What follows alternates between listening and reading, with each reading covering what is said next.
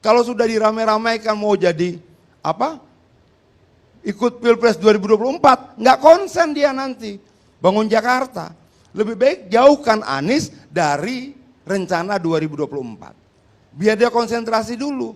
Kenapa? Kalau 2024 pemilu paling tidak persiapannya harus dilakukan 2002 setengah. Iya dong, 1,5 tahun persiapan. Loh, berarti sisa tinggal 1,5 tahun. Lalu rakyat Jakarta mau berharap dari mana? Dalam sisa 1,5 tahun seperti ini. Nah, kalau kemudian digadang-gadang terus akan jadi calon presiden dan sebagainya, janganlah. Kasihan. Siapa yang kasihan? Bukan Aniesnya. Karena kalaupun dia maju belum tentu menang. Bahwa kemudian ada anggaran yang membengkak karena TGUPP-nya bertambah sampai 74 orang kalau tidak salah, boleh dikoreksi. Dengan anggaran yang sekian banyak besarnya itu segala macam, tapi kemudian dia tidak punya relevansi dengan keberhasilan pembangunan. Lalu orang mengkritik itu, apakah itu bully? Bukan. Itu loh. Harusnya kan dengan 5 TGUPP, dengan 74 TGUPP, kalau kita pakai logika awam, semakin banyak kepala, semakin banyak hasil yang dikeluarkan dari pemikiran itu, semakin baik dia, harusnya peningkatannya 5 kali sekian kali sampai 74. Kira-kira seperti itu loh. Nah, apakah sedahsyat itu dengan peningkatan sejumlah TGUPP? Ternyata juga tidak.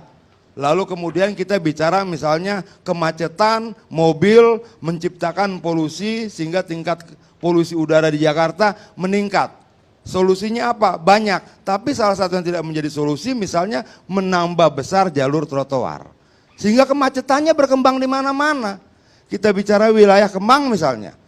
Jalannya tuh diambil hampir 1,5 meter kiri, 1,5 meter kanan. Yang tadinya bisa 3 jalur, 4 jalur, cuma jadi 2 jalur. Kemacetan semakin berkembang. Apakah itu jadi kontradiktif? Satu sisi ganjil genap, sisi lain jalannya dikecilin. Kemacetan bertambah juga.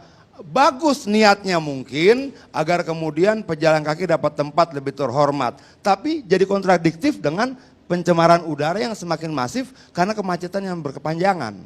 Mungkin ada solusi lain, mungkin. Kedua misalnya ketiga, dilema tentang pulau reklamasi. Semua rakyat tahu, kok semacam pelin-pelan ya. Dulu nggak boleh, sekarang boleh. Lalu dulu katanya itu pulau. Dalam pidato terakhir Anies dibilang tidak ada pulau reklamasi, adanya pantai reklamasi. Kan kita juga jadi bingung, loh kok tidak konsisten dalam definisi, kau tidak konsisten dalam kata-kata, bagaimana dia akan konsisten dalam tindakannya, kira-kira seperti itu. Nah banyak yang harus dikritik, tapi kalau kemudian kita bicara begini, dibilang Adian ikut masuk dalam pusaran bully, jangan dong. Itu loh, kita mengkritik, kita mempertanyakan satu persatu kebijakan ini konsisten atau tidak, kebijakan itu bertentangan atau tidak satu dan yang lain dan sebagainya.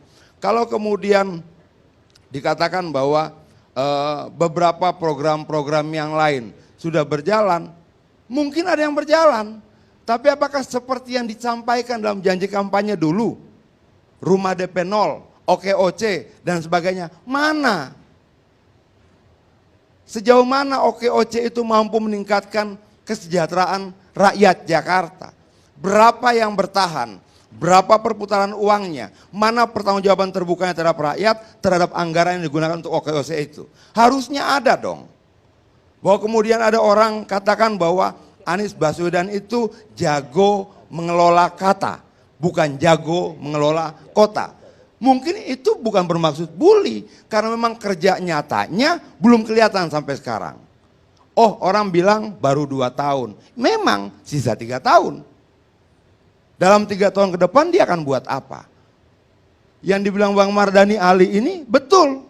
Kalau sudah dirame-ramaikan mau jadi ikut Pilpres 2024, nggak konsen dia nanti bangun Jakarta. Lebih baik jauhkan Anies dari rencana 2024. Biar dia konsentrasi dulu. Kenapa? Kalau 2024 pemilu paling tidak persiapannya harus dilakukan 2002 setengah. Iya dong, 1,5 tahun persiapan. Loh, berarti sisa tinggal 1,5 tahun. Lalu rakyat Jakarta mau berharap dari mana? dalam 1,5 tahun seperti ini. Nah, kalau kemudian digadang-gadang terus akan jadi calon presiden dan sebagainya, janganlah. Kasihan. Siapa yang kasihan? Bukan Aniesnya. Karena kalaupun dia maju belum tentu menang. Bahkan belum tentu ada partai yang mendukung. Kan seperti itu. Tapi sebenarnya sudah bertemu bukan berarti mendukung. Nah, tapi yang kasihan rakyat Jakartanya, Bang Karni. Rakyat Jakarta yang selama ini menunggu sesuatu yang luar biasa yang dijanjikan oleh Anies. Jangan sampai nanti kemudian Anies punya alasan, maaf rakyat Jakarta, saya tidak bisa bekerja maksimal karena sekian lama nggak punya wakil. Selalu saja ada kambing hitam dari kegagalan. Jangan sampai itu digunakan. Apa Pak Anies mau membangun trotoar lagi? Atau membangun lagi jalur sepeda gitu untuk pencitraan? Atau dibuang-buang lagi uang seperti kasus Formula E? Pertanyaan saya, kemana alokasi dana dari pusat yang puluhan triliun ke DKI Jakarta? Dikemanakan? Hasilnya apa?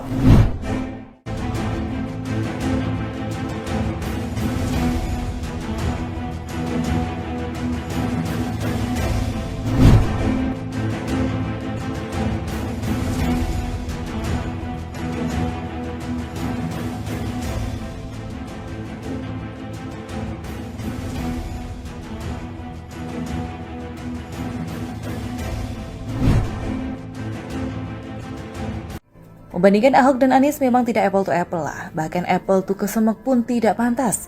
Bagikan langit dan bumi memang, namun sebagai pembanding dan sebagai bahan acuan agar seorang Anies yang tamak jabatan itu bisa belajar dan menjadi baik saat diberikan panggung lagi, maka haruslah kita membandingkan seorang Anies ini dengan pemimpin lain yang punya kemampuan cemerlang seperti Ahok dan Pak Jokowi. Sekali lagi artikel ini hanyalah sebagai pembanding dan bahan pembelajaran bagi seorang Anies agar mau belajar dan sadar akan pepatah seperti ini. Jika memang dasarnya emas, kelumpur sekalipun dicampakkan akan tetap emas.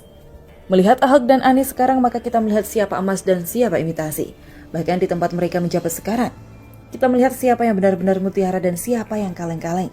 Iya, Anies ternyata tidak hanya imitasi yang selama kampanye Pilgub DKI dipoles bagikan emas mengkilap, namun didengung-dengungkan bisa menjadi malaikat yang akan menyelamatkan warga DKI dari masalah-masalah yang selama kepemimpinan Pak Jokowi, Ahok hingga Jarot sudah mengalami perbaikan ke arah yang lebih baik. Namun karena adanya kelompok-kelompok seperti 212 bentukan Imam Jumbo Rizik yang berisik itu yang konon didanai oleh Mr. Chaplin dan pengusaha-pengusaha kaya DKI Jakarta yang tidak ingin usahanya diusik oleh Ahok, maka jadilah Anies yang kaleng-kaleng itu dipoles ibarat emas murni yang sangat laku dikampanyekan. Jadilah barang itu, jadilah Anies naik podium berkat jualan mayat dan ayat, plus jualan agama dengan slogan yang penting seiman itu. Maka selama hampir 1 periode, tepatnya sudah menjalani 4 tahun masa kepemimpinan Anies, bertumpuk-tumpuk masalah belum ada terselesaikan dengan baik di DKI Jakarta.